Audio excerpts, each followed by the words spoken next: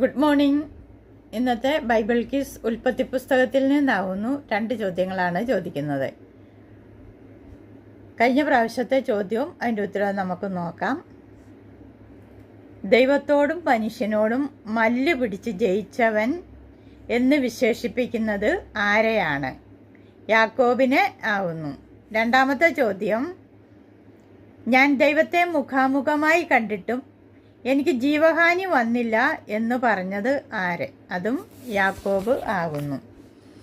ഇന്നത്തെ ചോദ്യം, യാക്കോബ് ദൈവപുരുഷനുമായി മല്ല് പിടിച്ച സ്ഥലത്തിന് ഇട്ട പേരെന്ത്? രണ്ടാമത്തെ ചോദ്യം, യാക്കോബിൻ്റെ മടക്കയാത്രയിൽ സൂര്യൻ ഉദിച്ചു എന്ന് പറയുന്ന സ്ഥലത്തിൻ്റെ പേരെന്ത്?